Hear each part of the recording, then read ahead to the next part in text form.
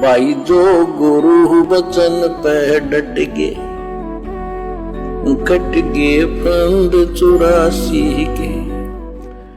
Bible में जो जबूर, तोरा तथा इंजल 3 पुस्तकों का संग्रह है, यानी ये जो बाइबल ग्रंथ है ये जबूर, तोरात और इंजल इन 3 पुस्तकों का संग्रह है। और तीनों पुस्तकों का जो ज्ञान था, हजरत मूसा के ऊपर जो तोरात उतारी गई, हजरत दाऊद के ऊपर जबूर उतारी गई और हजरत ईसा के ऊपर इंजिल नाजिल की गई। इन तीनों पुस्तकों का ज्ञान ही बाइबल में है और वो तीनों पुस्तकें शैतान के द्वारा ही उतारी गई थी, शैतान के द्वारा ही वो ज्ञान दिया गया था। बाइबल में यानी जो जबूर, तोरा तथा इंजिल की 3 पुस्तकों का संग्रह है, उसमें पेज नंबर 30 पर उत्पत्ति अध्याय 26 1 और 2 में प्रमाण है कि यहोवा यानी परमात्मा अल्लाह कबीर ने इसहाक को दर्शन देकर कहा कि मिस्र में मत जा, जो देश मैं तुझे बताऊं उसी में रह, मैं तेरे संग रहूंगा। अब बताओ किस आधार से मुसलमान धर्म के भाई और ईसाई धर्म के भाई बहन कह रहे हैं कि अल्लाह कभी धरती पे नहीं आता, मनुष्य रूप में नहीं आता, वो किसी को दर्शन नहीं दे आता, जबकि बाइबल चीख चीख के कह रही है। ये देखिएगा पेज नंबर 30 पर उत्पत्ति अध्याय 26 1 और 3 में प्रमाण है कि यहोवा यानी परमात्मा यानी अल्लाह ने इसहाक को दर्शन देकर कहा। अब दर्शन कौन देगा भैया? दर्शन देने का मतलब है आमने सामने प्रकट होके कहा कि मिस्र में मत जा, मैं जो देश मैं तुझे बताऊं उसी में रह, मैं तेरे साथ रहूंगा। तो अल्लाह कैसा हुआ? अरे जब दर्शन दे दिए तो कोई ना कोई तो रूप होगा अल्लाह का, और इंसान की भाषा ही तो इंसान समझेगा। तो इसहाक के सामने परमात्मा जिस्मानी रूप में तो प्रकट हुआ, इंसान रूप में तो प्रकट हुआ, उनसे बातें की, उनका मार्गदर्शन किया। और तुम कहते हो यहोवा कभी पृथ्वी पे नहीं आता, अल्लाह कभी मनुष्य रूप में नहीं आता। मतलब आप लोग मैन्युअल को समझ नहीं रहे। ये मैन्युअल स्वयं अल्लाह कबीर ने आके समझाना पड़ता है। ये सब कुछ बाइबल में लिखा हुआ है, लेकिन आज तक कोई भी पोप, पादरी, पास्टर, धर्म का ठेकेदार आप लोगों को नहीं समझा पाया।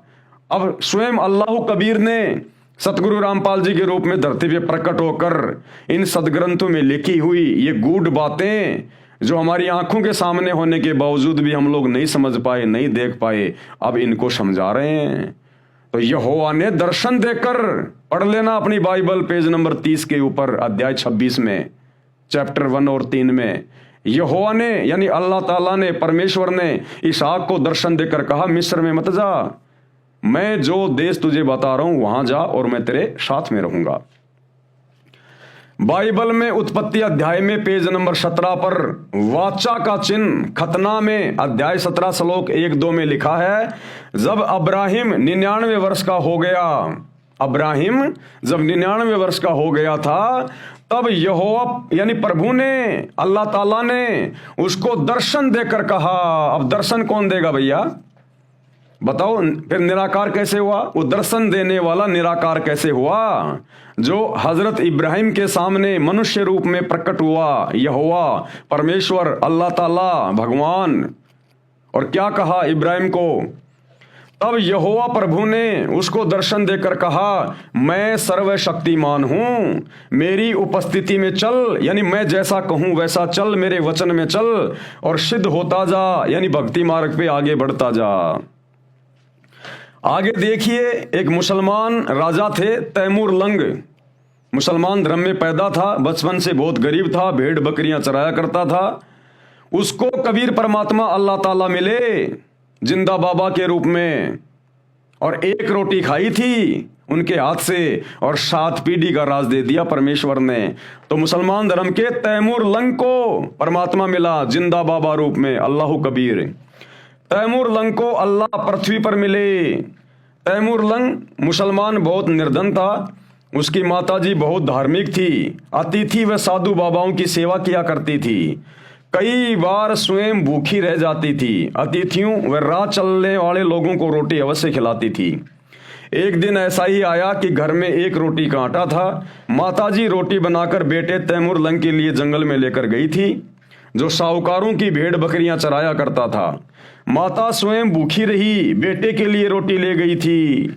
तैमूर लंग खाना खाने लगा तो उसी समय अल्लाह ताला, कादिर अल्लाह, समर्थ अल्लाह एक जिंदा साधु के वेश में आया और रोटी मांगी। कहा, बच्चा कई दिन से भूखा हूं, बहुत लोगों से भोजन मांगा, किसी ने नहीं दिया। अब बहुत सारे भाई बहन सोचेंगे वो काहे का अल्लाह था जो भूखा मर रहा था, रोटी मांगता हुआ फिर रहा था। भाई और बहनों, अल्लाह जो सबको रोटी खिलाता है, सबका पेट भरता है, जानवरों से लेकर इंसानों का, जो तीनों लोकों में प्रवेश करके सबका भरण पोषण करता है, उनको रोटी मांगने की जरूरत नहीं पड़ती है। लेकिन वो अल्लाह अपनी आत्माओं के नजदीक आने के लिए, उनका हाथ पकड़ने के लिए, उनको ज्ञान समझाने के लिए वो अल्लाह ताला इस प्रकार की लीलाएं करता है। लीलाएं अपनी आत्माओं से बातचीत करने के लिए, अन्यथा उसको किसी की रोटी की जरूरत नहीं, जो पूरी दुनिया को रोटी दे रहा है। जान जाने वाली है। तैमूर लंग खाना खाने लगा तो उसी समय अल्लाह ताला एक जिंदा साधु के वेश में आया और रोटी मांगी। कहा, बच्चा कई दिन से भूखा हूं, बहुत लोगों से भोजन मांगा, किसी ने नहीं दिया। जान जाने वाली है। तैमूर लंग में माता वाले गुण थे, यानी धार्मिक थे, अच्छे संस्कार थे। अच्छे संस्कार माता पिता से मिले थे। पिता का इंतकाल हो चुका था, यानी निधन हो चुका था। तैमूर लंग ने उसी समय रोटी उठाकर साधु बाबा को दे दी। अल्लाह ताला, कबीर जी ने रोटी खाई, जल पिया। जब अल्लाह रोटी खा रहा था तब दोनों माँ बेटे ने अर्ज की, हे बाबा हम बहुत गरीब हैं, निर्धन हैं, इतना दे दो कि हम भी भूखे ना रहें, अतिथि न भूखा जाए। साईं इतना दीजिए जिसमें कुटुंब समावे, हम भी भूखे ना रहें, साधु न भूखा जाए। तो तैमूर लंग ने और उसकी माता ने बारंबार परमात्मा से अर्ज की कि हे बाबा, क्योंकि साधु संतों पे लोग विश्वास किया करते थे, फकीरों पर, कि इनका आशीर्वाद यदि फल जाए तो जीवन धन्य हो जाए। तो बार बार उनसे प्रार्थना कर रहे थे, विनती कर रहे थे कि हे बाबा हम बहुत गरीब हैं, बड़े निर्धन हैं, कम से कम हमें इतना तो दे दो कि हमारा गुजर बसर आसानी से चल जाए, हम भी भूखे ना रहें और घर पर आने वाला कोई अतिथि भी भूखा ना रहे। अर्ज कई बार की। खाना खाकर जिंदा वेशधारी अल्लाह ने एक सांकड़ यानी चैन, जो गाय भैंस या बकरे को खूंटे या पेड़ से बांधने के लिए रस्से के स्थान पर प्रयोग की जाती है, जो तैमूर लंग के पास ही रखी थी, उठाई, उसको 3 बार मोड़ा और प्यार से तैमूर लंग की कमर में गिनकर 7 मारी। जैसे 1 2 3 4 5 6 7 ऐसे वो सांकड़ धीरे धीरे प्यार से उसकी कमर पे मारी। फिर लात मारी और मुक्के मारे। तैमूर लंग की माता ने विचार किया, हमने बार बार अर्ज की है, बाबा चिढ़ गया, नाराज होकर लड़के को पीट रहा है। माई ने कहा, हे महाराज, हे अल्लाह की जात, मेरे बेटे से क्या गलती हो गई, माफ करो, आपका बच्चा है।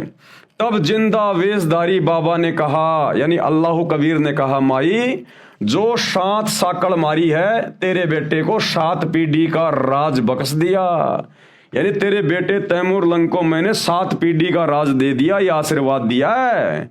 और भाई और बहनों, इतिहास गवाह है, तैमूर लंग से लेकर औरंगजेब तक ये 7 पीढ़ी का राज इसी अल्लाह कबीर ने मनुष्य शरीर में जिंदा बाबा के रूप में धरती पे प्रकट होकर तैमूर लंग को बख्शा था। तो मुसलमान भाई बहन किस आधार से कह रहे हैं कि अल्लाह धरती पे नहीं आता? जो लात मुक्के मारे हैं, ये 7 पीढ़ी के बाद तुम्हारा राज टुकड़ों में बट जाएगा। औरंगजेब के बाद में फिर राज टुकड़ों में बटना शुरू हो गया और अंतिम शासक बहादुर शाह जफर, उसके बाद में फिर अंग्रेज आ गए, दूसरे आ गए, इस प्रकार से फिर वो राज छिन्न भिन्न हो गया। ये कहकर जिंदा बाबा रूप अल्लाह अंतर ध्यान हो गए। समय आने पर तैमूर लंग राजा बना, भारत पर भी कब्जा किया। तैमूर लंग से लेकर औरंगजेब तक 7 पीढ़ी ने दिल्ली पर राज किया, फिर राज टुकड़ों में बट गया। इतिहास भी साक्षी है। तो मुसलमान भाई किस आधार से कह रहे हैं कि अल्लाह धरती पे नहीं आता? अल्लाह ने आकर तो यहाँ पर पूरी सृष्टि को चलाया हुआ है। ये शैतान के बस की बात नहीं, ये काल की बस की बात नहीं। मुसलमान भाइयों, तुम्हारे डुप्लीकेट अल्लाह, इस खुदा शैतान के वश की बात नहीं, जो 21 ब्रह्मांड की सृष्टि को भी ठीक ठाक से चला ले। ये भी पूरा संचालन वो अल्लाह कबीर ही करता है। उसके बाद सिख धर्म के प्रवर्तक आदरणीय नानक जी को वही कबीर परमात्मा, कबीर अल्लाह बेई नदी पे आके मिला, जिंदा बाबा के रूप में मिला। और नानक जी कबीर परमात्मा के समकालीन थे, क्योंकि 650 साल पहले अल्लाह ताला कबीर जी काशी के बनारस में लीला करने आए हुए थे। धानक रूप में एक जुलाहे परिवार में आए हुए थे, लीला कर रहे थे। जो गुरु बचन पे डट गे, कट गे फंद 84 के, कट गे फंद 84 के, कट गे फंद 84 के।